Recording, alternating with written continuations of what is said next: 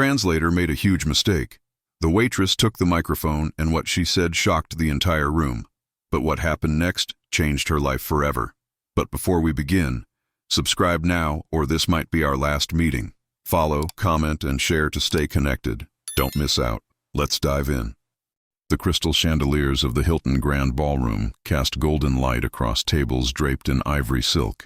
Clara Rivera moved between them like a shadow, her black uniform pressed crisp, her dark hair pulled back tight enough to give her a headache.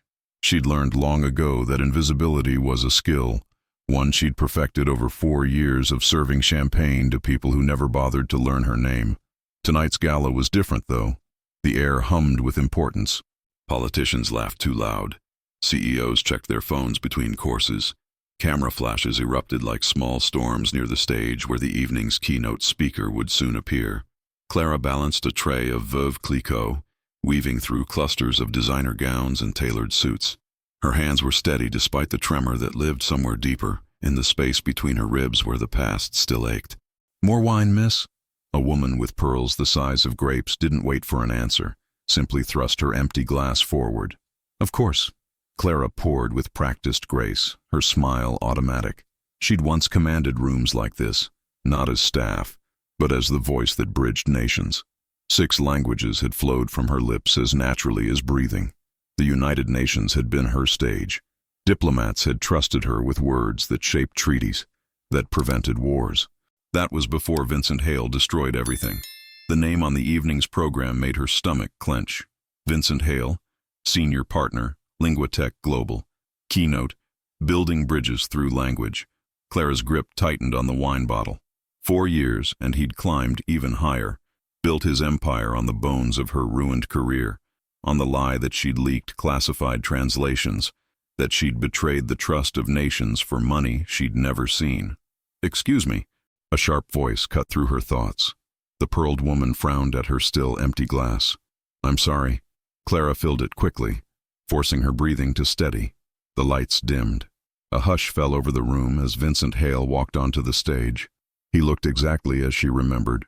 Salt and pepper hair perfectly styled, charcoal suit that probably cost more than her monthly rent, that practiced smile that had once made her believe in partnership, in loyalty, in futures built together. Her chest tightened. She wanted to look away, to retreat to the kitchen where the air didn't feel so thin, but her feet had frozen to the marble floor. "Ladies and gentlemen," Vincent's voice carried across the ballroom, warm and authoritative. "Tonight, I want to talk about the power of language to unite us." Someone near Clara whispered, "He's brilliant, brilliant." The words scraped against her like broken glass. On stage, Vincent clicked to his first slide, a map showing Linguatech's global reach. "We live in a world divided by words, but connected by meaning. At Linguatech, we believe that every translation is an act of diplomacy, every interpreter a guardian of truth." Clara's hands trembled. She set down the wine bottle before she could drop it. "Our latest initiative," Vincent continued, "focuses on transparency in international negotiations. We call it the Alliance of Values, a commitment to honest, unbiased translation that serves humanity, not profit." The translator beside the stage began rendering Vincent's words into French, then Mandarin. But something was wrong. Clara's brain, trained for years to catch the subtlest linguistic shifts, registered the error immediately. The translator had said, "Alliance of Corruption," instead of "Alliance of Values." Murmurs rippled through the multilingual guests. A French diplomat leaned toward her companion, frowning. A Chinese businessman pulled out his phone, fingers flying across the screen. Vincent's smile flickered. He glanced at the translator, who had gone pale, fumbling with his notes. Clara watched the room beginning to fracture, confusion spreading like cracks in ice. The translator stammered an apology, but the damage was spreading. Journalists near the back began typing furiously. Her heart hammered. 4 years of silence. 4 years of swallowing truths that tasted like ash. Vincent's eyes swept the crowd, landing briefly on her. For one terrible second, recognition flashed across his face. Shock, then calculation. Something inside Clara snapped. She stepped forward, her voice cutting clear across the ballroom. He said values, not profits. Human values, not illicit gains. The entire room went silent. 500 faces turned toward her. Camera flashes erupted. Clara's pulse roared in her ears as she stood there. a waitress in a sea of power, with nothing but the truth burning in her throat and the weight of 4 stolen years pressing against her chest. Near the head table, a man with steel-gray eyes and a presence that seemed to bend gravity stood slowly. Alexander Reed, the billionaire host whose name had been on every invitation. His gaze locked onto Clara with an intensity that made her breath catch. "You," he said, his voice carrying effortlessly. "Come here." Clara's legs felt like water as she walked toward Alexander Reed's table. Every eye in the ballroom tracked her movement, some curious, others hostile, all waiting to see what would happen to the waitress who dared to speak. Alexander stood at the center of a constellation of power. Even in a room full of Manhattan's elite, he commanded attention without trying.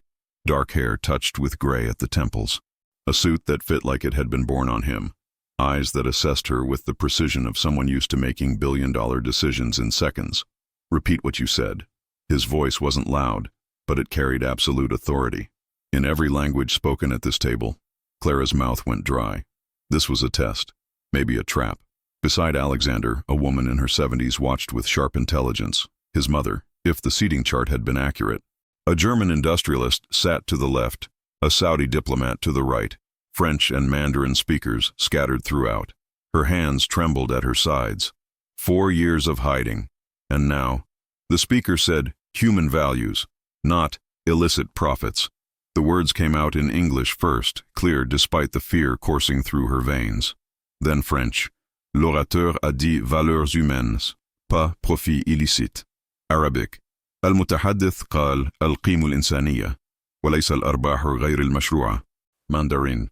演讲者说的是人类价值观，而不是非法利润. German. Der Redner sagte menschliche Werte, nicht illegale Gewinne. Portuguese. O palestrante disse valores humanos, não lucros ilícitos. Silence stretched like pulled wire. Then applause erupted, scattered at first, then building until the entire ballroom thundered with it. Clara's cheeks burned. This wasn't supposed to happen. She was supposed to be invisible, forgettable, safe. Evelyn Reed rose from her seat, eyes bright with emotion. She began signing in ASL, her movements fluid and graceful. "Thank you for your honesty." Without thinking, Clara's hands responded. "You're very welcome, ma'am." Evelyn's face transformed with delight. She turned to her son, signing rapidly. "Alexander, did you see? She speaks sign language, too." More murmurs swept the room. Clara caught fragments. 6 languages. Where did she come from? Why is she working as?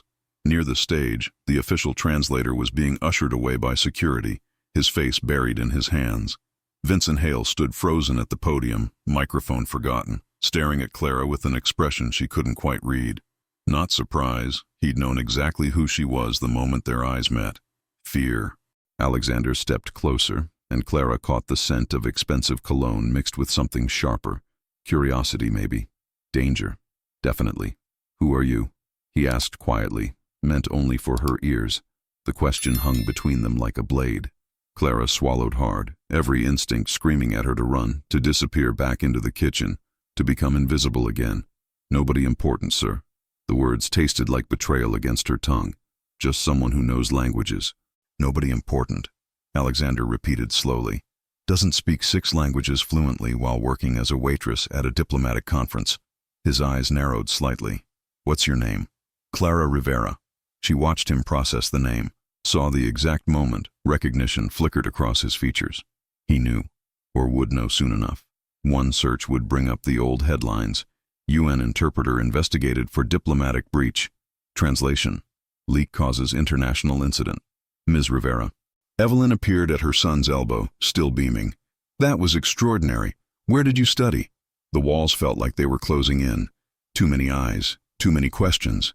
And Vincent, still standing on that stage, phone now pressed to his ear, watching her with the same cold calculation he'd worn 4 years ago, when he'd handed her over to investigators like a sacrificial lamb.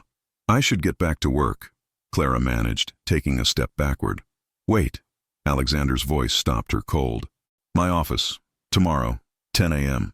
He pulled a card from his jacket, pressed it into her palm. The cardstock was heavy, expensive. "Don't make me send someone to find you." It wasn't quite a threat, but it wasn't quite not one either. Clara's fingers closed around the card, feeling the raised lettering beneath her thumb. Alexander Reed, CEO, Linguatech Enterprises. Her stomach dropped. Linguatech. The same company Vincent had helped build. The empire constructed on her destruction. I don't think... That wasn't a request. Alexander's expression softened slightly. You corrected an error that could have caused a diplomatic incident. Either you're remarkably observant, or you're someone who's done this before, professionally. Behind him, Vincent finally moved, descending from the stage with quick, purposeful strides. Clara watched him cut through the crowd toward them, his expression carefully neutral now, the mask of a man who'd made a career out of controlling narratives. Mr. Reed, Vincent called out, all smooth charm. I apologize for the confusion. Technical difficulties with the equipment. This woman, Alexander interrupted without looking at him, just demonstrated more linguistic competence in 30 seconds than your entire translation team has all evening. Vincent's jaw tightened almost imperceptibly. His eyes met Clara's over Alexander's shoulder. The message was clear. Stay quiet, or I'll destroy you. Again. But Clara had already broken her silence, and for the first time in 4 years, she felt something besides fear taking root in her chest. Defiance. 10 a.m., she said to Alexander, her voice steadier than she felt. I'll be there. The subway rattled beneath Clara's feet as she rode the N train back to Queens. Rain streaked the windows, blurring the lights of Manhattan into watercolor smears. She pressed her forehead against the cool glass, watching her reflection fracture and reform with each tunnel they passed through. Her hands still trembled. The apartment building rose gray and tired against the night sky. 5 stories of peeling paint and fire escapes that groaned in the wind. Clara climbed to the 3rd floor, her keys jingling too loud in the silence. The hallway smelled like Mrs. Chen's cooking and something vaguely chemical from the unit next door. Home, if you could call it that. Inside, the studio was dark except for the glow of the streetlight filtering through thin curtains. Clara locked the door behind her, both deadbolts, the chain, and finally let herself breathe. Her uniform smelled like champagne and expensive perfume. She peeled it off, hung it carefully on the hook behind the bathroom door. Tomorrow she'd need it pressed again, if she still had a job. If Vincent hadn't already made calls to ensure she'd be fired by morning. The thought made her stomach twist. She changed into an old Columbia t-shirt, soft from years of washing, and sat on the edge of her narrow bed. The mattress sagged in the middle. Somewhere below, a couple argued in Spanish, their voices muffled through the floor. Clara reached beneath the bed frame, fingers finding the loose board she'd pried up 4 years ago. The wood gave way easily now, familiar. Inside the hollow space, wrapped in a plastic bag to protect it from moisture, was the old voice recorder. Her hands shook as she pulled it out. The device was small, outdated, the kind reporters used before everything went digital. She'd found it in Vincent's office the night before everything fell apart, tucked in a drawer he'd thought was locked. At the time, she hadn't understood what it meant, hadn't realized he'd been recording their sessions, collecting her voice, her translations, her trust, creating the raw material for his forgeries. Clara pressed play. Static crackled, then Vincent's voice filled the tiny room. No, we need to change this section. Make it sound like the ambassador agreed to the weapons deal. Another voice, younger, uncertain. But that's not what he said. Clara translated it correctly as humanitarian aid, not, Clara won't know. Just splice in her voice from the morning session. The inflection will match. The recording continued. Technical discussions about audio editing, about which phrases could be lifted and rearranged, about how to make manufactured lies sound like diplomatic truth. And underneath it all, her voice, carefully extracted, meticulously reassembled into sentences she'd never spoken, agreements she'd never made. The leaked translation that had caused an international incident hadn't been leaked at all. It had been manufactured, and when investigators came looking for someone to blame, Vincent had handed them Clara's name with expressions of shocked betrayal. She'd tried to tell them, tried to explain that the audio had been manipulated, but Vincent's lawyers were better, his connections deeper. The original files had mysteriously corrupted. Her computer showed search histories she'd never made. Bank accounts appeared with deposits she'd never received. They'd called it espionage. Corporate and diplomatic. She'd faced prison. In the end, she'd taken a plea deal. No jail time, but her reputation destroyed, her credentials revoked, her name synonymous with betrayal in every linguistic database from New York to Geneva. Clara turned off the recorder, her chest tight. 4 years of silence. 4 years of serving drinks and keeping her head down, watching Vincent's star rise while she scrubbed tables and pretended not to understand the 7 languages spoken around her. A soft knock made her jump. "Tia!" A small voice, muffled through the door. Clara quickly hid the recorder and opened up. Matteo stood in the hallway in his dinosaur pajamas, one hearing aid visible behind his left ear. At 7 years old, her nephew had learned to read lips better than most adults read books. "Why are you sad?" He signed, his small hands moving with precision. Clara knelt down, forcing a smile. "I'm not sad, mi amor. Just tired.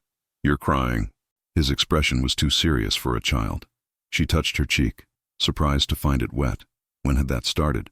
"Sometimes people cry when they're tired." She signed back. Matteo studied her with dark eyes that saw too much. Then he wrapped his arms around her neck, holding tight. His hair smelled like the strawberry shampoo her sister bought from the dollar store. "Mama says you're the bravest person she knows." He signed when he pulled back. "Is that true?" Clara's throat constricted. Brave. She'd been many things. Stupid, trusting, naive. But brave. Tonight, maybe.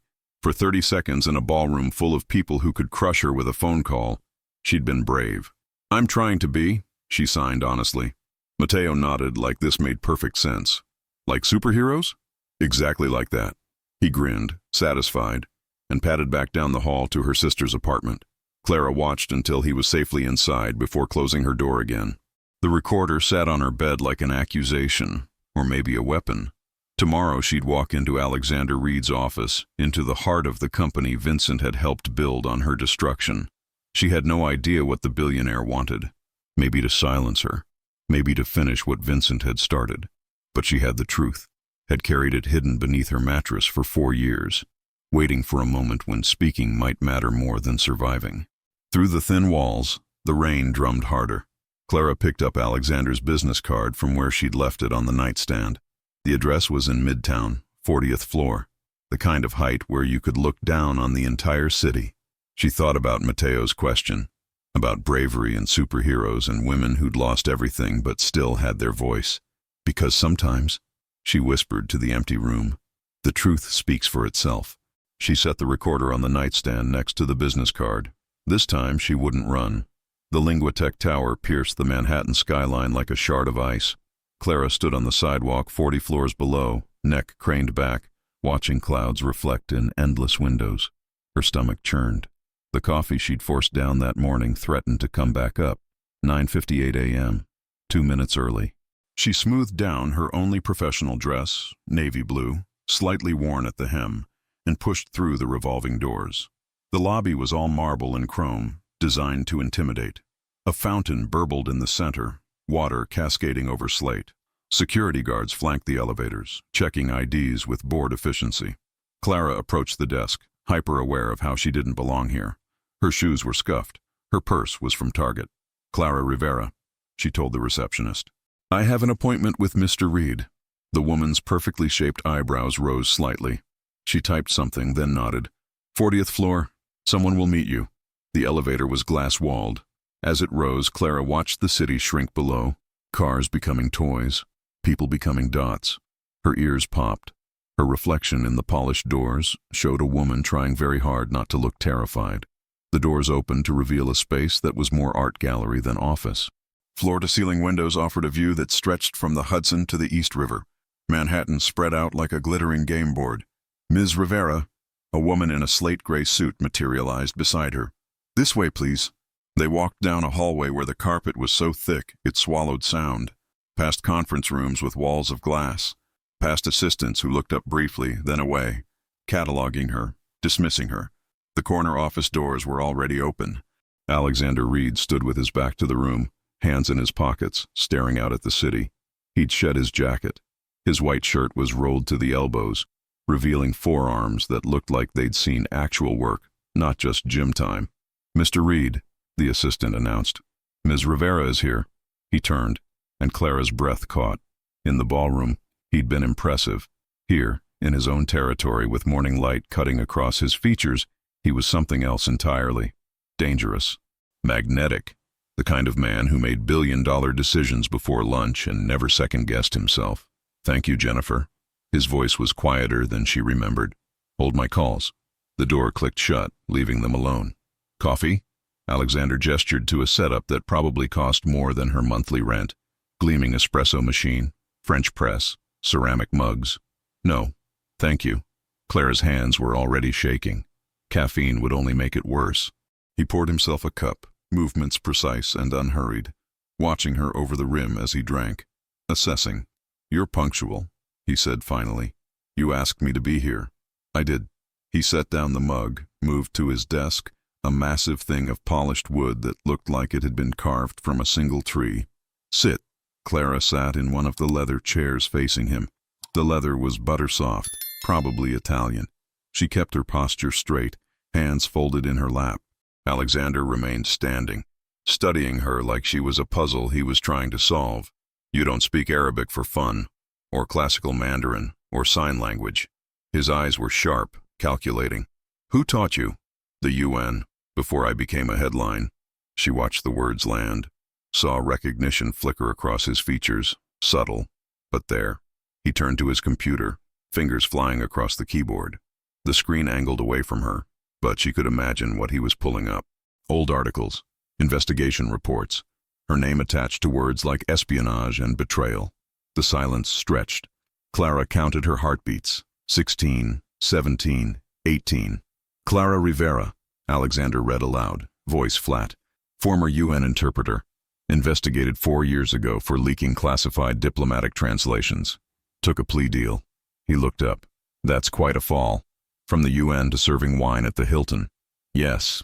She met his gaze, refusing to look away. "It is. According to this, you sold information to a foreign government, caused an international incident that nearly destroyed a peace negotiation." "According to that," Clara said quietly, "I did. But according to the truth, I didn't." The office door opened without warning. Vincent Hale walked in like he owned the place, which, as senior partner, he partially did. His expression was carefully neutral, but Clara caught the flash of something colder when his eyes landed on her. "Alexander, I didn't realize you had a meeting this morning." Vincent's smile didn't reach his eyes. "I can come back." "Stay." Alexander's voice carried an edge Clara couldn't quite identify. Ms. Rivera was just explaining her version of events from 4 years ago. Vincent's jaw tightened almost imperceptibly. "I'm not sure that's wise.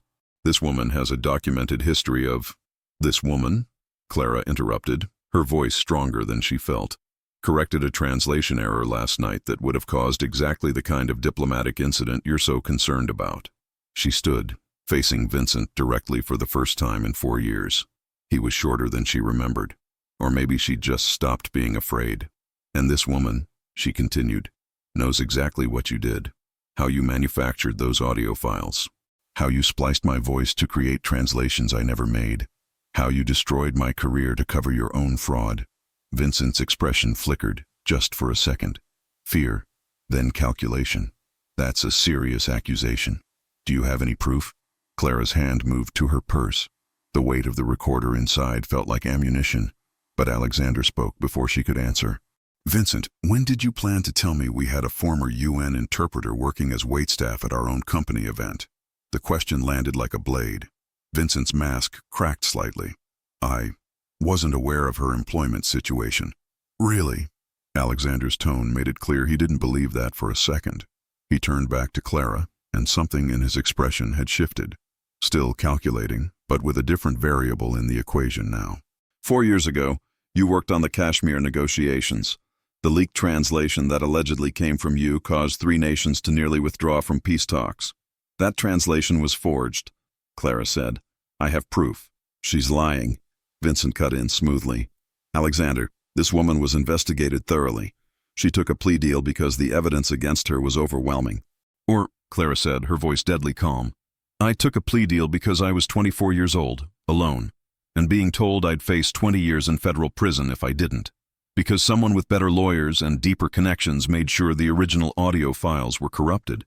Because proving audio manipulation 4 years ago was nearly impossible, and fighting it would have destroyed what little I had left." Alexander's eyes never left her face. "And now?"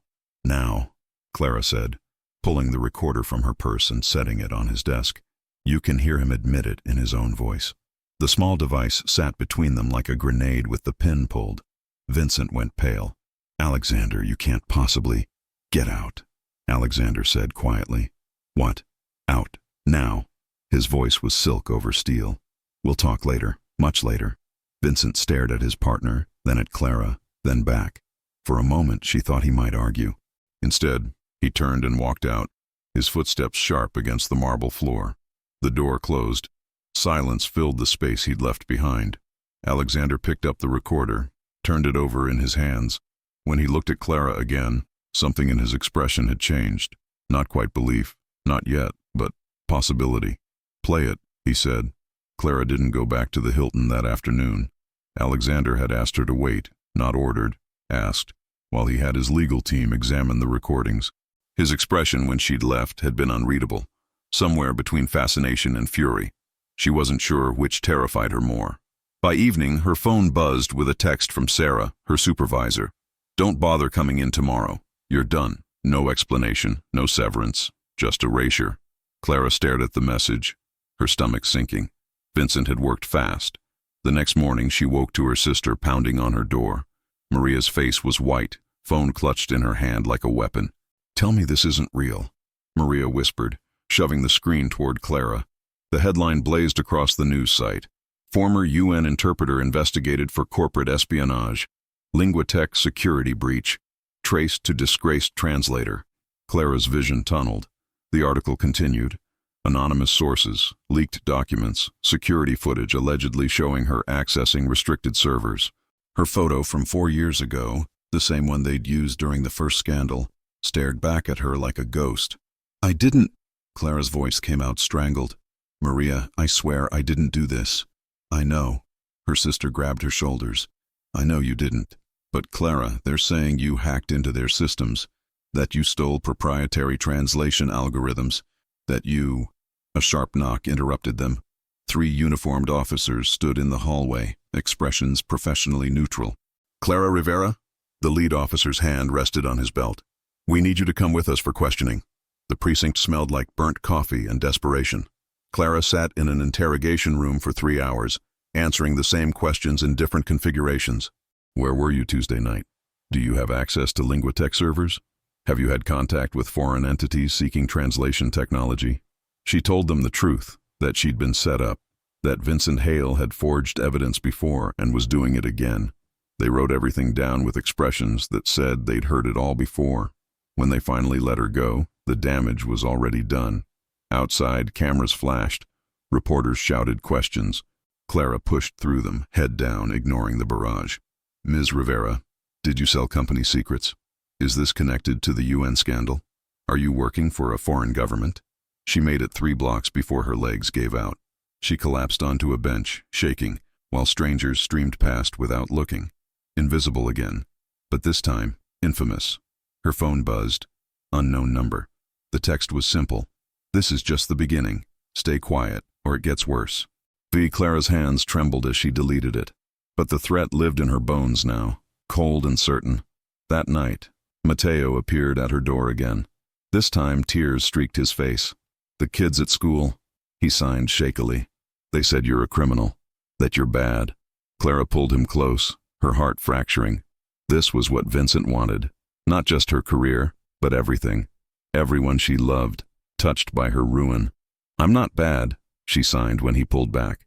Someone is lying about me, but I'm going to prove the truth. How? His eyes were too old, too worried. She didn't have an answer. The recorder was with Alexander, and she hadn't heard from him since the news broke. For all she knew, he'd decided she wasn't worth the risk.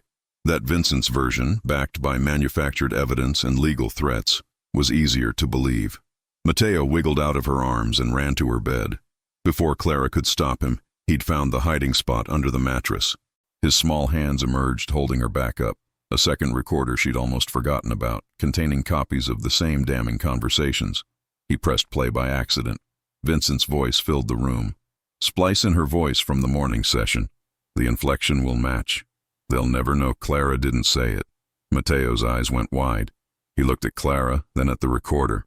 Understanding dawning. That's the bad man, he signed. Yes, we have to show people. Before Clara could respond, her door opened. Evelyn Reed stood in the hallway, elegant even in simple slacks and a cashmere sweater. Behind her, 2 security personnel waited at a respectful distance. Ms. Rivera, Evelyn said gently. May I come in? Clara's mind raced.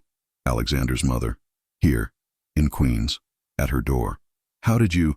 My son told me where to find you. Evelyn stepped inside, taking in the small space without judgment. Her eyes landed on Mateo, still clutching the recorder. And I think we need to talk about how to fight back. Evelyn sat at Clara's tiny kitchen table, hands wrapped around tea Clara had nervously prepared. Mateo sat beside her, fascinated by this woman who signed as fluently as his aunt. You're very brave, Evelyn signed to him. Protecting your aunt's secrets. Mateo beamed. Alexander doesn't know I'm here, Evelyn said, switching to spoken English.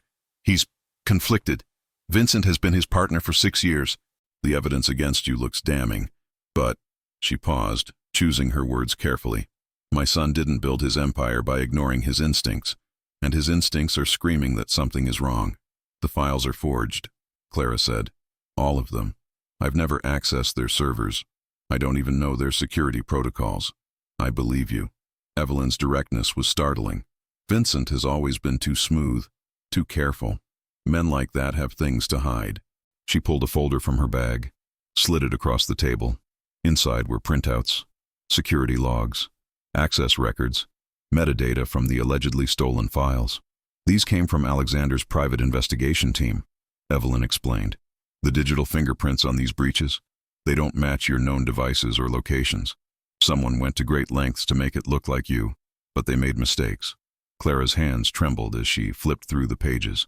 Timestamps showing server access when she'd been working her shift at the Hilton. IP addresses traced to locations she'd never visited. Why are you helping me? Clara whispered. Evelyn's expression softened. Because 4 years ago I watched my son partner with a man I never fully trusted. Because last night I watched that same man's face when you played that recording. He wasn't surprised by the content. He was surprised you had proof. She leaned forward. And because I know what it's like to be a woman who speaks truth in a room full of powerful men who'd prefer your silence. Mateo tugged on Clara's sleeve. Is she a superhero too? Yes. Clara signed back, her throat tight. I think she is. Evelyn smiled at the exchange. Then her expression turned serious. There's a conference at the UN in 3 days. Vincent is the keynote speaker. A presentation on ethics in translation technology. The irony wasn't lost on any of them. It will be broadcast internationally. Clara's heart began to race. You want me to? I want you to stop hiding, Evelyn said firmly. Vincent has spent 4 years building his reputation on your destruction. It's time the world heard your voice. The real one. She pulled out another document, an official UN press credential with Clara's photo. How did you? I still have friends in diplomatic circles. Evelyn's smile was sharp. Friends who remember the promising young interpreter who disappeared after a suspicious scandal. Friends who'd be very interested in new evidence. Clara stared at the credential, her reflection looking back at her. This was insane. Dangerous. Vincent had already proven he'd destroy her rather than let the truth surface. But Mateo was watching her with hope in his eyes. And Evelyn Reed, a woman who'd navigated decades of boardrooms and diplomatic dinners, believed she could win. What's Alexander going to say? Clara asked. That depends, Evelyn replied, on whether you're willing to bet everything on 3 minutes in front of the world. Outside, rain began to fall. Clara thought about the recorder in Mateo's hands, about 4 years of silence, about Vincent's smug face as he'd walked onto that stage, selling lies wrapped in eloquence. Tell me the plan, she said. The next 2 days passed in a blur of preparation. Evelyn moved with the efficiency of someone who'd orchestrated diplomatic missions, pulling strings Clara didn't know existed. Alexander still hadn't contacted her directly. Clara told herself it didn't matter, that his mother's help was enough. But late at night, staring at his business card on her nightstand, she wondered what he thought, whether he believed her, whether he was helping Vincent build an even stronger case against her. On the second night, Evelyn returned with a laptop and a man introduced only as Davies, ex-NSA, now freelance digital forensics. He had the kind of eyes that saw through code like other people read newspapers. Your friend Vincent is good, Davies said, fingers flying across the keyboard. But he's not perfect. Look here. The screen filled with audio waveforms. Clara recognized them immediately. Her voice, but saying things she'd never said. The manufactured translations that had destroyed her career. See these artifacts? Davies zoomed in on sections where the wave patterns looked slightly off. Splice points. He cut your voice into phonemes and reassembled them. Sophisticated work for 4 years ago, but he pulled up another file. I accessed the security archives from the original UN investigation. These are the source files Vincent claimed were the originals. Claimed? Clara leaned closer. The metadata's been altered. Someone went back and changed the creation dates, trying to make them look contemporaneous with the events. But they forgot to scrub the edit logs. Davies smiled grimly. Every change leaves a fingerprint. Vincent's fingerprints are all over these files. Evelyn touched Clara's shoulder. Can you use this? In court? Maybe. With the right lawyers and enough time. Davies looked at Clara. But if you want to win the court of public opinion, you need something visceral. Something people can understand immediately. Mateo, who'd been sitting quietly in the corner, suddenly perked up. He ran to Clara, signing rapidly. The other recording. Show him the other recording. Clara had almost forgotten. The backup device, older, lower quality, but containing the same damning conversations. She retrieved it, handed it to Davies. He plugged it in, listened for 30 seconds, and started laughing. Oh, this is beautiful. This is Vincent Hale's voice, unedited, explaining exactly how he manipulated audio files. There's no ambiguity here. Can we prove it's authentic? Evelyn asked.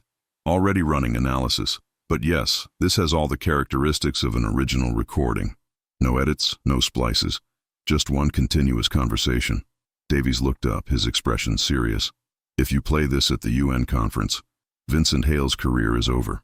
But you need to be prepared. He'll come after you with everything he has. He already has, Clara said quietly. The night before the conference, Clara couldn't sleep. She paced her small apartment, mentally rehearsing what she'd say. 3 minutes. That's all Evelyn had been able to secure.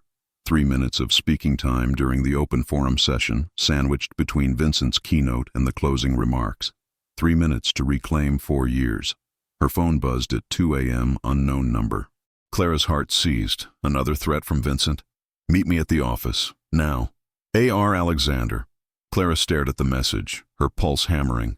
This could be a trap. Vincent could have Alexander's phone. Or Alexander could be furious about his mother's interference, ready to shut everything down. But it could also be something else. She dressed quickly, caught a cab she couldn't afford.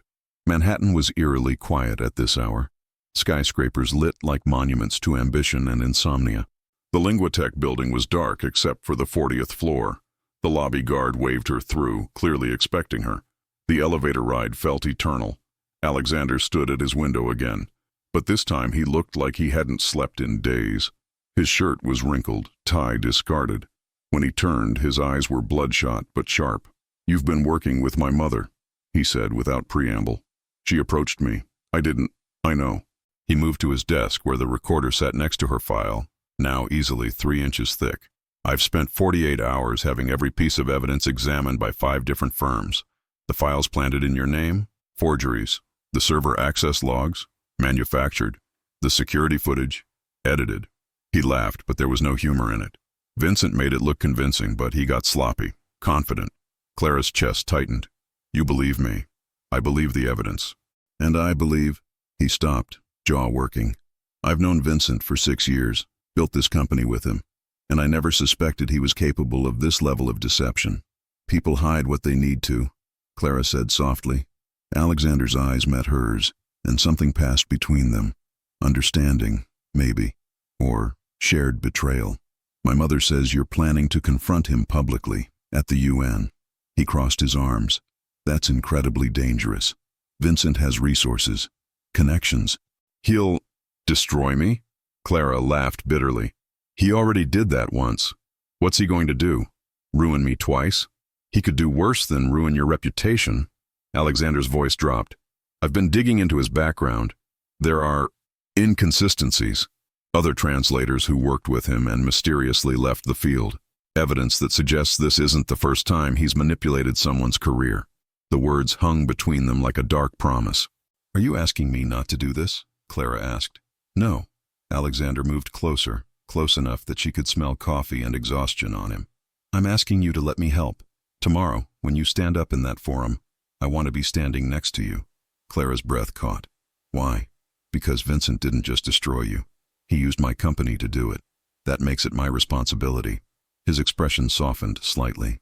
And because watching you correct that translation error, watching you refuse to stay invisible, that took more courage than anything I've seen in a decade of business. Her heart hammered against her ribs. This man, who could buy and sell her entire life with pocket change, wanted to stand beside her, wanted to amplify her voice instead of silencing it. The board answers to me, Alexander said firmly. And after tomorrow, they'll be answering questions about how we employed a senior partner who's been committing fraud for years. He pulled a document from his desk. This is a contract. Starting tomorrow, you're Linguitech's new Director of Linguistic Integrity. Your job is to ensure nothing like this ever happens again. Salary commensurate with the position, full benefits, and, he met her eyes, a complete autonomy to investigate any concerns about translation accuracy or ethical breaches. Clara stared at the paper, her vision blurring. I don't understand. You don't have to understand yet. Alexander's voice was gentle. Just say yes. Outside the window, the city was beginning to wake. Dawn touched the edges of buildings, turning glass to gold. Clara thought about Matteo, about Maria, about 4 years of hiding and silence and pretending she was nobody important. Yes, she whispered. Alexander smiled, genuinely smiled, and the expression transformed his entire face. Good, he said. Now let's go destroy Vincent Hale's career. The United Nations building rose against the East River like a monument to impossible hope. Clara stood on the plaza, watching delegates stream through security checkpoints. Somewhere inside, she'd once been someone who mattered. Today, she'd reclaim that voice, or lose everything trying. Second thoughts? Alexander appeared beside her, 2 coffee cups in hand. Thousands. Clara accepted the coffee, grateful for something to do with her trembling hands. Vincent's keynote is in 2 hours. Let him see you. Alexander's jaw was set. Let him spend the entire presentation knowing what's coming. A town car pulled up. Evelyn emerged in a slate blue dress, Matteo bouncing out behind her in a new suit. Her nephew signed excitedly. Tia, Mrs. Reed taught me new signs. Later, mi amor, Clara signed back. Right now, we have work to do. Inside, the General Assembly Hall hummed with energy. Translators tested equipment, diplomats networked in clusters. Clara felt the old familiar pull, the electric thrill of languages colliding. Ms. Rivera, a woman with a UN badge, approached. You're confirmed for the open forum at 3:45. 3 minutes as requested. Perfect timing. Vincent would deliver his presentation on ethics in translation, the irony thick enough to choke. Then Clara would have 3 minutes to dismantle everything he'd built. The technical team tested her materials in the media room. Clara watched her evidence appear on massive screens, waveform analyses, metadata reports, Vincent's damning recording. Audio quality is good, the tech confirmed. We'll cue it on your signal. Ms. Rivera? A man in his 50s approached wearing a Swiss delegate badge. Ambassador Mercier. I was one of the negotiators in the Kashmir talks 4 years ago. Clara's stomach dropped. This man had been there, had believed she was a traitor. I wanted you to know, Mercier continued carefully, that several of us always had doubts. The leaked translation never matched your style, your precision. He paused. I'm glad to see you here. Whatever you're planning to say, there are people who will listen. He left before Clara could respond. People remember you, Alexander said quietly, his hand settling on her lower back. Vincent silenced you, but he never made them forget. At 2 p.m., they took their seats. Vincent was already on stage, radiating confidence. He looked untouchable. Clara's hands clenched in her lap. Matteo signed observations about the fancy room. Evelyn squeezed Clara's hand. Alexander sat rigid beside her, watching Vincent like a predator measuring distance. The moderator called the session to order. Vincent approached the podium. Distinguished delegates, Vincent began, voice smooth as whiskey. Today I want to discuss the sacred responsibility we bear as translators. Language is the bridge between nations. He clicked to his next slide. Translation accuracy graphs. At Linguitech, we've developed algorithms to ensure linguistic integrity. But technology is only as ethical as the humans who wield it. Clara felt Alexander tense. The audacity was breathtaking, Vincent using her destruction as a cautionary tale without naming her. 4 years ago, Vincent continued, the industry learned a painful lesson about compromised translation. One individual's betrayal nearly destroyed international negotiations. Mateo tugged Clara's sleeve. Is he the bad man? Yes, Clara signed back. When do we stop him? Soon. Vincent's presentation continued. 45 minutes of eloquent lies. He discussed blockchain verification, AI detection systems, the human element of trust. Every word was a knife twist. Finally, he concluded, we must remain vigilant. We must protect the integrity of language. Thank you. Thunderous applause. Delegates stood. Vincent smiled, basking in validation stolen from Clara's ruined reputation. The moderator returned. Thank you, Mr. Hale. We now move to our open forum.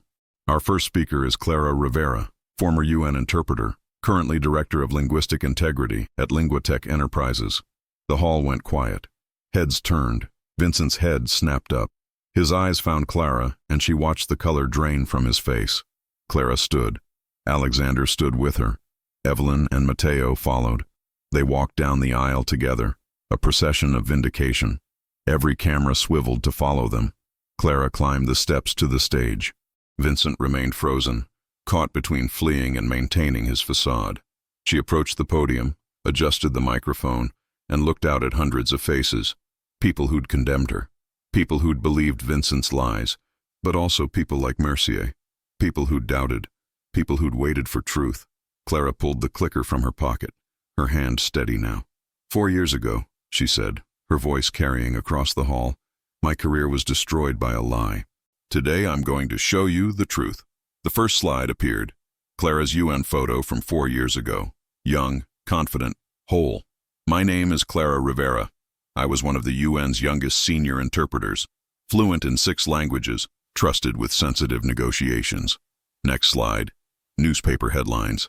UN interpreter investigated for espionage. Translation. Leak threatens peace talks. This is what the world saw. A traitor. A woman who sold secrets. Clara paused. But what the world didn't see was this. The screen changed to an audio waveform, the manufactured translation. This recording supposedly proved my guilt. A translation I allegedly made, leaking classified information. She pressed play. Her voice filled the hall, speaking inflammatory words in Urdu about secret weapons agreements, betrayals of trust. Delegates shifted uncomfortably. Some had condemned her based on this recording. Now watch this.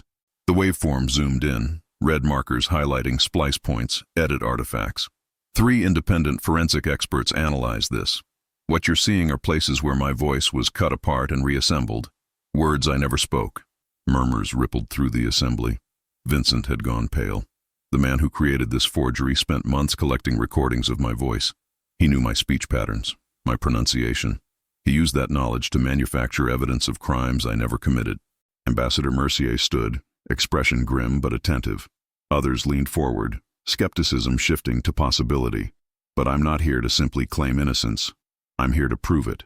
Next slide. A photograph of the old recorder. This belonged to Vincent Hale. I found it 4 years ago before everything fell apart. Her finger hovered over the play button.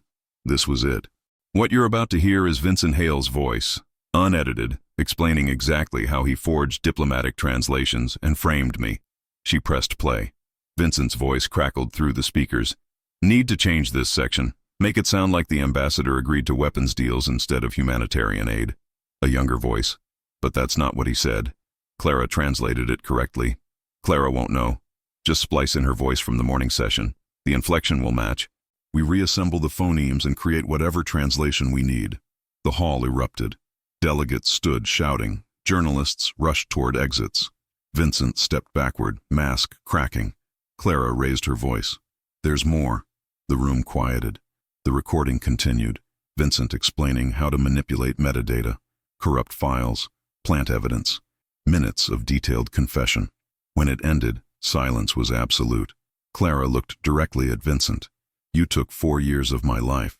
You destroyed my reputation, my career, my ability to do the work I loved. Her voice didn't waver. But you made one mistake. You assumed I'd stay silent. Alexander stood from the front row. For the record, Ms. Rivera is telling the truth. My company's investigation confirmed every detail. Vincent Hale used Linguatech resources to commit fraud and destroy an innocent woman's career. He moved to stand beside Clara. As of this morning, Vincent Hale has been terminated. We are cooperating fully with law enforcement. Security officers moved toward Vincent. He looked around wildly, searching for escape. This is absurd. Vincent found his voice. That recording is fabricated. The metadata has been verified. Clara cut him off. Your voice, your words, your confession. She looked at the assembly. For 4 years, I lived with the consequences of his lie. I became invisible because that was safer than being seen. Her voice strengthened. But silence is a choice, and today, I choose to speak. Matteo stood beside Evelyn, hands moving rapidly. My aunt is a superhero. Evelyn signed back, tears bright. Yes, she is. Clara addressed the assembly one final time. Language is power. Translation is trust. When someone weaponizes that trust, they damage the foundation of international cooperation. She gestured to the screen. This is what accountability looks like, not revenge, just truth, spoken clearly for everyone to hear. Applause started slowly, then built until the entire hall was standing. Nations that hadn't agreed on anything in decades were united in recognizing a wrong being made right. Vincent was led away by security, shoulders hunched, expensive suit suddenly looking like an ill-fitting costume. His microphone had been cut. For the first time in 4 years, he was the one without a voice. Clara stepped away from the podium. Alexander met her at the bottom of the stairs. You were extraordinary, he said quietly. I was angry. There's a difference. No. His hand found hers. You were powerful. There's a difference. Matteo pushed through the crowd, face shining with pride. Did we win? He signed. Clara knelt down, pulling him close. Yes, mi amor. We won. And for the first time in 4 years, she believed it. The headlines exploded before Clara even left the UN building. Translation. Fraud exposed. Linguatech partner arrested for forgery. Disgraced interpreter vindicated after 4-year battle. Unscandal unraveled. Vincent Hale faces espionage charges. Clara's phone buzzed incessantly as they descended the UN steps. News vans lined the street. Satellite dishes pointed skyward like mechanical flowers seeking sun. Reporters surged forward, microphones thrust like weapons. Ms. Rivera, how does it feel to clear your name? Will you pursue legal action against Mr. Hale? What's your relationship with Alexander Reed? Alexander's security team formed a barrier, guiding them toward the waiting car. But Clara paused at the top of the steps, looking back at the cameras. 4 years ago, these same lenses had captured her shame. Today, they would capture something different. I have no statement, she said clearly, except this. The truth doesn't need embellishment. It just needs a voice. Inside the car, Evelyn squeezed her hand. Matteo bounced excitedly in his seat, signing rapid-fire questions about what happens to bad men who get caught. Alexander sat across from her, phone pressed to his ear, jaw tight. Yes, I understand the board's concerns, he said into the phone, voice clipped. Schedule an emergency meeting for tomorrow morning, and get our legal team prepared. Vincent will lawyer up fast. He hung up, met Clara's eyes. Linguatech's stock dropped 12% in the last hour. The board is panicking. Because of me, Clara said quietly. Because of Vincent. Alexander's tone left no room for argument. Because we employed a criminal for 6 years and never caught him. That's on us, not you. The car wound through Manhattan traffic. Clara watched the city slide past, the same streets she'd walked as a broke waitress, now transformed by the knowledge that she could hold her head up again.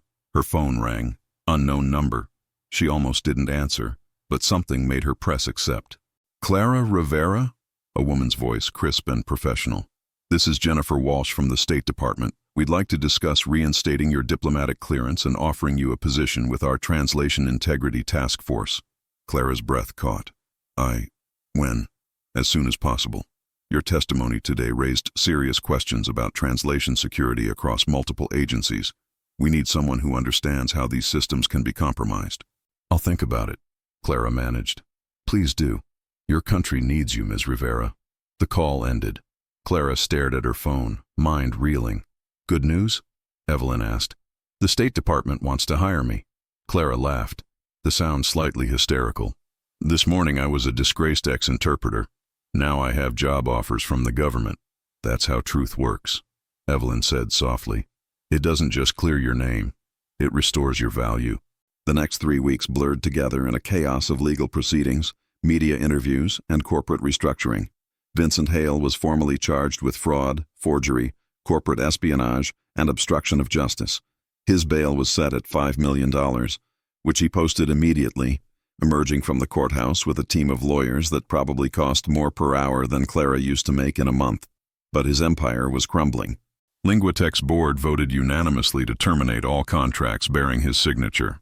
Other translation firms he'd consulted for quietly scrubbed his name from their websites. The industry that had celebrated him now treated him like a contagion. Clara watched his fall with something that felt less like satisfaction and more like exhaustion. Vindication, she was learning, didn't erase 4 years of pain. It just made the pain make sense. The trial date was set for 6 months out. Vincent's lawyers filed motion after motion, trying to suppress the recording, to challenge the forensic evidence, to paint Clara as a vengeful ex-employee manufacturing evidence. None of it worked. The court appointed an independent expert to analyze the audio files. His testimony was damning. The recordings were authentic, unedited, and constituted a clear confession of criminal activity.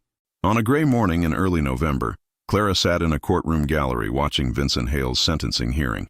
He'd taken a plea deal, 8 years for fraud and forgery, with potential for parole after 5. The judge, a woman in her 60s with steel-gray hair, looked at Vincent with unconcealed contempt. Mr. Hale, you didn't just forge documents. You weaponized language itself.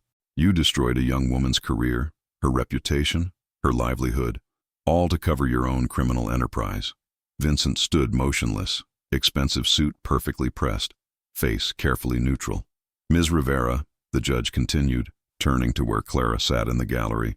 Would you like to address the court? Clara stood slowly. Every eye in the courtroom turned to her. She walked to the witness stand, placed her hand on the Bible, and spoke clearly. 4 years ago, Vincent Hale taught me that trust is a weapon, that the things we love, language, communication, bridge building between cultures, can be twisted into tools of destruction. She looked directly at him. His expression remained blank, but something flickered in his eyes. Fear, maybe, or recognition that his carefully constructed world had finally collapsed. But he also taught me something else, Clara continued. That silence is complicity. That sometimes the most powerful thing we can do is refuse to be erased. She turned back to the judge. I don't need revenge. I just needed the truth to be heard. Your Honor has ensured that. Justice, for me, was getting my voice back. What happens to him is just consequence. The judge nodded approvingly. Ms. Rivera, your grace is remarkable. Mr. Hale, I hope you spend your incarceration reflecting on the irony that the woman you tried to silence is the one who spoke your downfall into existence. The gavel fell. Vincent Hale was led away in handcuffs, his perfect posture finally crumbling. Clara watched him go and felt nothing. Not triumph, not vindication, just the quiet relief of a burden finally set down. Outside the courthouse, Alexander waited with Mateo and Evelyn. Her nephew ran to her immediately, signing, Is it over? Is he gone? Yes, mi amor, it's over. Mateo hugged her tightly. Over his head, Clara met Alexander's eyes. He smiled, a real smile, warm and genuine. Dinner? He asked simply. Dinner, Clara agreed. As they walked toward the car, Clara caught her reflection in a courthouse window. She looked different, not younger, not happier exactly, but solid, present, like she'd finally stepped back into her own skin after years of wearing someone else's. Her phone buzzed with a text from the State Department. Offer still stands. Think about it. She would. But first, she'd have dinner with people who'd stood beside her when standing up cost something. People who'd helped her remember that her voice mattered. The sun broke through clouds as they drove away. Manhattan glittered in the sudden light, beautiful and indifferent. A city that forgot scandals as quickly as it created them. But Clara wouldn't forget.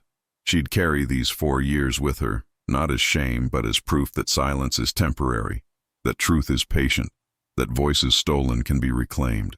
The gravestone inscription for Vincent Hale's career would read, "Destroyed by the woman he tried to erase."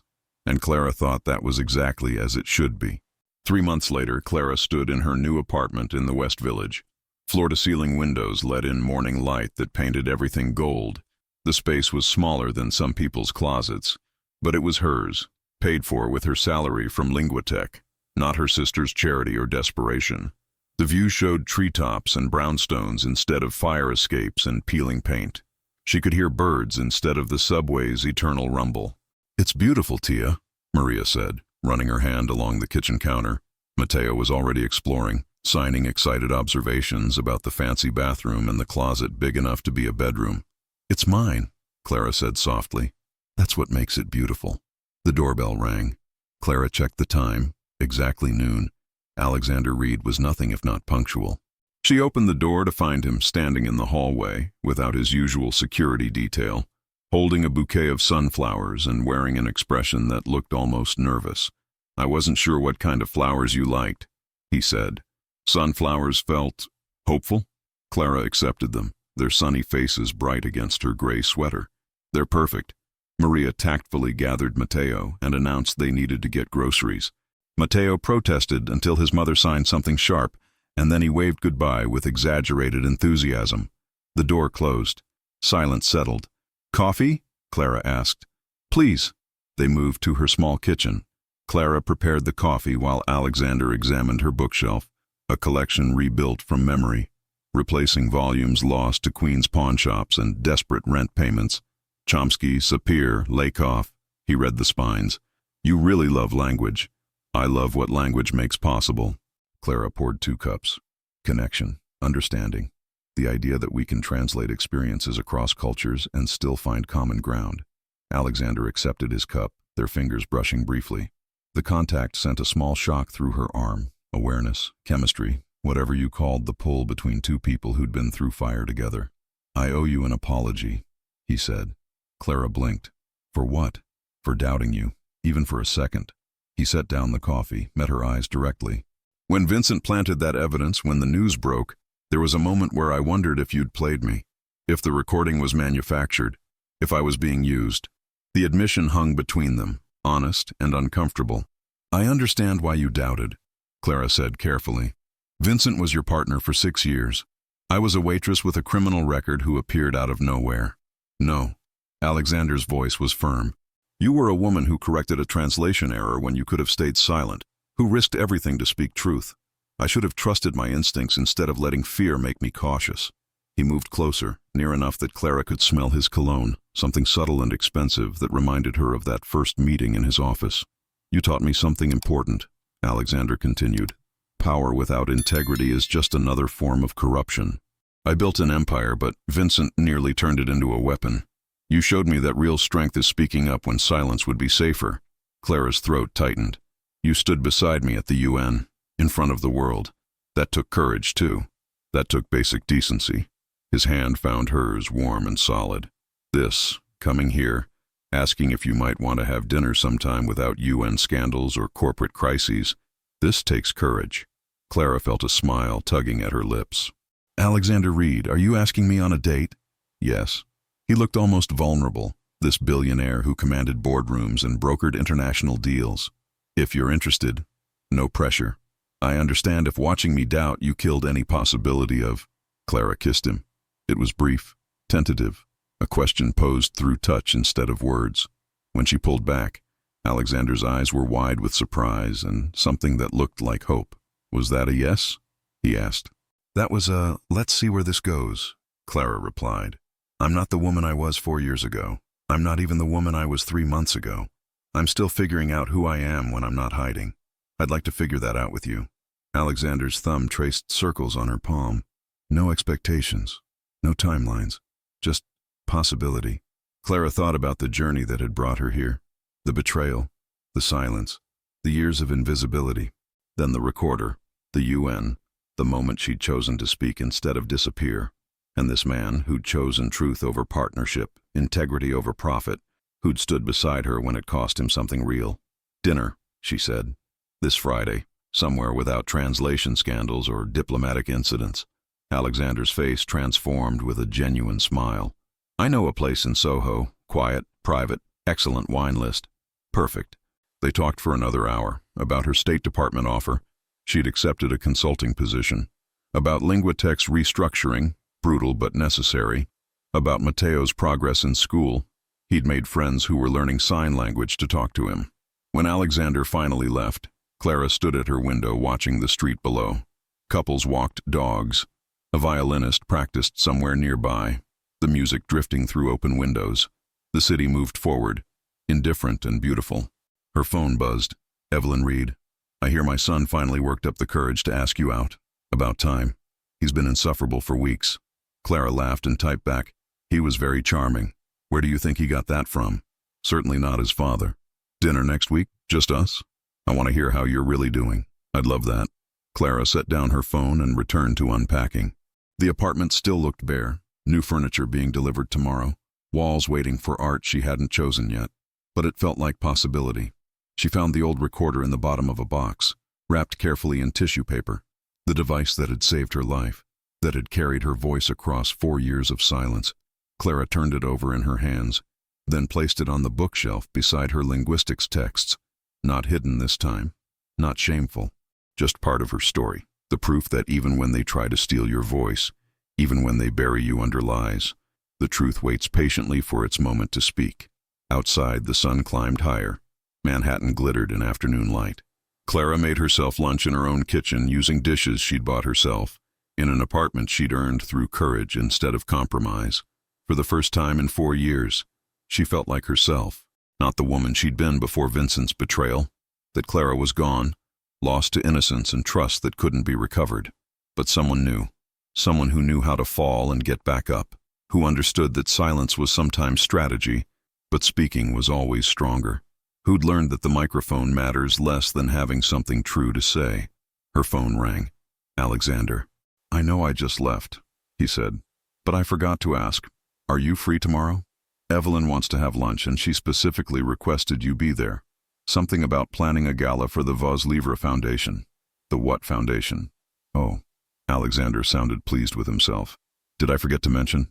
The board approved funding for a new nonprofit, protecting translators and whistleblowers who face retaliation. We're calling it Free Voice, WAITRESS. Evelyn suggested you might want to be involved. Clara's chest tightened with emotion. Involved how? However you want. Advisory board, director, spokesperson. It's your story, Clara, your voice. We just want to amplify it. Through the window, the city spread out infinite and impossible, full of voices waiting to be heard. Yes, Clara said. To all of it, yes. 6 months after the trial, Clara stood backstage at the Plaza Hotel ballroom, smoothing down her emerald green dress. Through the curtain, she could hear 500 guests gathering for the WAITRESS Foundation launch. Nervous? Maria asked, adjusting Clara's hair. Terrified. You face the UN. You can handle a thank you speech. Matteo bounded over, signing. Tia, Mr. Alexander is looking for you. He says it's important. Clara found Alexander in the hallway, pacing. He'd loosened his tie, shed his jacket, the version of him she'd come to know over months of dinners and careful falling. There you are, he said. I need to talk to you before we go on. Is something wrong? Nothing's wrong. He took her hands, palms slightly damp. I had a whole plan. After your speech. Private moment, perfect lighting. But I keep thinking about what you said once, that the best translations don't embellish. They just capture truth clearly. Clara's heart began to race. So here's my truth. He pulled out a small velvet box. Clara Rivera, you are the bravest person I've ever met. You rebuilt yourself from nothing.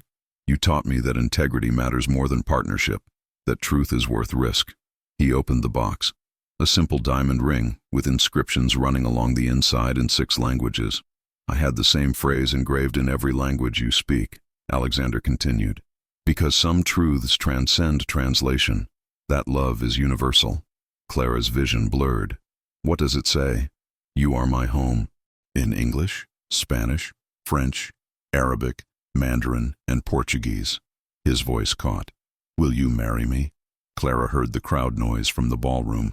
Someone calling for Alexander, Evelyn's voice nearby. But all she could see was this man, vulnerable and hopeful, offering her a future written in 6 languages. Which translation should I accept? Clara asked, smiling through tears. All of them, Alexander said. They all mean the same thing. They all mean love. Clara kissed him deeply, not caring that her lipstick would smear. When she pulled back, Alexander was grinning. Yes, she said. In every language. Yes. He slipped the ring onto her finger. It fit perfectly. We have a gala to host, Alexander said, not moving. A throat cleared. Evelyn stood in the hallway, tears streaming down her face. Beautiful, she signed and spoke, but you're on in 5 minutes, and Clara's lipstick is all over my son's face. They rushed to repair the damage. Maria appeared with makeup. Mateo watched with huge eyes, then signed. Does this mean Mr. Alexander is my uncle now? Yes, mi amor. Good, he's nice, and he has a big TV. 5 minutes later, Clara walked onto the stage to thunderous applause. The crowd rose for the foundation, for their story, for the impossible journey from invisible waitress to woman who'd changed an industry. Thank you all for being here, Clara began. A year ago, I was serving drinks and hiding who I was. Tonight, I stand before you as someone who learned that our voices matter, that truth, spoken clearly, can change everything. She gestured to screens showing photos of translators they'd helped, people facing retaliation, people whose careers had been threatened, people who'd spoken up and paid the price. Voz Livre exists because silence is never the answer, because language is power, and that power should protect, not destroy. Alexander stepped forward, surprising her. I have an announcement. Clara just agreed to marry me, about 10 minutes ago, in the hallway. The crowd erupted. Laughter, applause, whistles. Evelyn was crying openly, signing, finally. So if this speech is unfocused, Alexander continued, blame me for terrible timing. He lifted Clara's hand to show the ring. But I wanted you all to know that the woman who saved my company, who taught me about integrity, she somehow said yes to spending her life with me.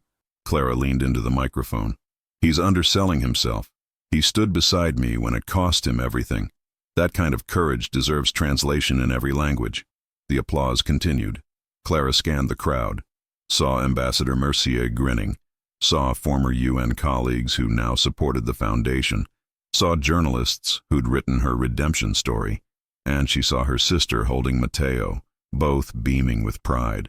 The work continues, Clara concluded. Every day, translators face impossible choices, speak truth and face retaliation, or stay silent and preserve safety. Voz Livre exists so they don't have to choose. She raised her glass.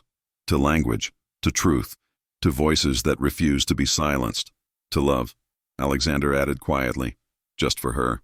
The crowd echoed the toasts in a dozen languages. Someone started playing music, a string quartet launching into something romantic. Alexander pulled Clara close as they descended from the stage. Dance with me, in front of everyone, especially in front of everyone. I want the world to see that the woman they tried to erase is now impossible to ignore. They swayed together, surrounded by celebration. The ring caught the light, sending rainbow refractions across the floor. I love you, Alexander murmured. In any language, all of them. Te amo, Clara replied. Je t'aime, ohibbuk, wo aini, u te amo. And finally, English. I love you too. 6 languages, 1 truth. Mateo appeared between them, tugging Alexander's sleeve. Can I be in the wedding? You can be the most important person in the wedding, Alexander said seriously, besides your aunt. Can I wear a cape? Clara and Alexander exchanged glances. Absolutely, they said in unison. Later, when the gala had ended and guests departed, Clara stood on the plaza's terrace looking at city lights. Alexander joined her, draping his jacket over her shoulders. Happy? He asked. Clara thought about the question. Happiness felt too simple. It was deeper. Wholeness. Peace. The quiet satisfaction of a voice reclaimed, a life rebuilt, a future opening like a door she'd thought was closed forever. Yes, she said finally, completely. And in the language of her heart, the one that needed no translation, she meant it. 1 year later, the Voz Livre headquarters occupied the 15th floor of a midtown building, windows offering views of the UN across the East River. Clara stood in her office with her name on the door, reviewing grant applications. Maria Lopez, Bolivia. Interpreter threatened after exposing judicial corruption. David Okonkwo, Nigeria. Translator targeted for accurately rendering government statements. Yuki Tanaka, Japan. Sign language interpreter fired for advocating for deaf students' rights. Every application was a story. Every story was a voice that needed amplification. Clara approved all 3. In the year since the gala, Vos Lever had helped 83 translators across 24 countries. Her desk held a photo from the wedding, small ceremony, Matteo in a cape signing for deaf guests, Alexander looking at Clara like she'd hung the moon, Clara herself in ivory silk, holding sunflowers, laughing. The happiest day of her life, translated into pixels and framed in silver. A knock interrupted her thoughts. Alexander appeared, tie already loosened, though it was only noon. "Lunch?" he asked. "Can't. Conference call with Geneva in 20 minutes. Alexander moved behind her desk, reading over her shoulder. His hand settled on her shoulder, thumb tracing absent patterns. 8 months married, and Clara still felt that thrill when he touched her. "You're changing the world," he said quietly. "I'm making sure what happened to me doesn't happen to others." Clara saved the files. "That's just paying it forward. It's both." The afternoon passed in meetings and training new volunteers. At 6, Clara finally stopped and took the subway to Brooklyn. She and Alexander had bought a brownstone in Park Slope, close to Maria and Matteo. "I'm home," she called, dropping her bag. "Kitchen." Alexander's voice came from the back. Clara found him attempting to cook.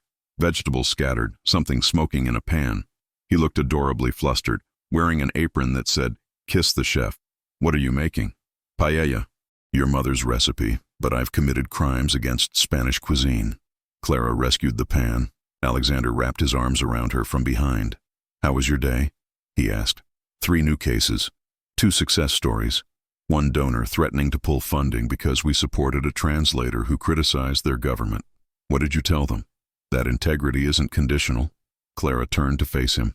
He threatened to go to the press. "Let him." Alexander's expression was fierce. "Truth doesn't need approval." Clara cupped his face, struck by how much he'd changed. "I love you." "Te amo," he replied in careful Spanish. "Je t'aime." "Ohebuk." Did I pronounce that right? Close enough? The doorbell rang. Matteo's signature rhythm. Maria and Matteo arrived with grocery bags. "We brought dessert," Maria announced, "and reinforcements for whatever Alexander tried to cook."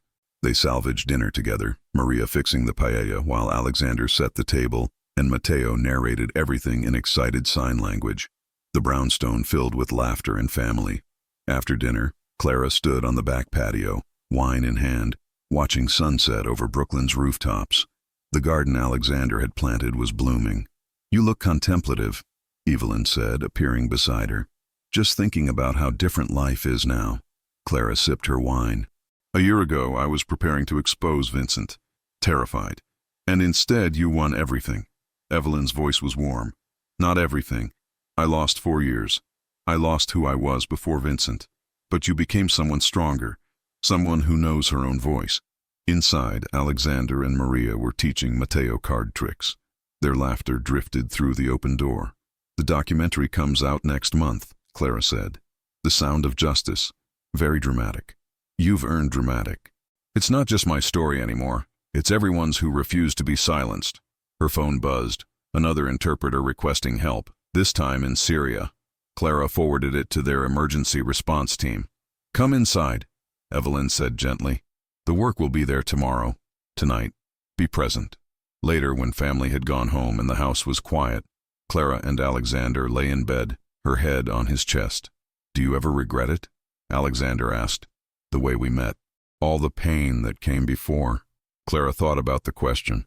She regretted Vincent's betrayal, the years lost, the innocence stolen. But she couldn't regret the journey that led here. "No," she said finally, "because that pain taught me my voice matters. That silence is a choice. That truth, spoken clearly, can change everything." "Eloquent," Alexander murmured, half asleep. "It's what I do. Translate pain into meaning, fear into courage, silence into sound." She closed her eyes. Tomorrow would bring new cases, new voices needing help, new battles for truth. But tonight, she was home, safe, whole, loved in 6 languages and all the ones that didn't need words. The woman who'd been silenced had become the amplifier. The microphone that once destroyed her now broadcast hope worldwide. If Clara could speak to her younger self, the one serving drinks in Queens, hiding her brilliance, believing invisibility was survival, she'd say, "Hold on, the truth is patient. Your voice is coming, and when it speaks, the whole world will listen." But she didn't need to speak to the past. The past had led her here, to this moment, this breath, this quiet certainty that she'd found her purpose. The sound of justice wasn't loud or violent or vengeful. It was simply this: a woman who'd been told to stay silent, choosing every single day to speak.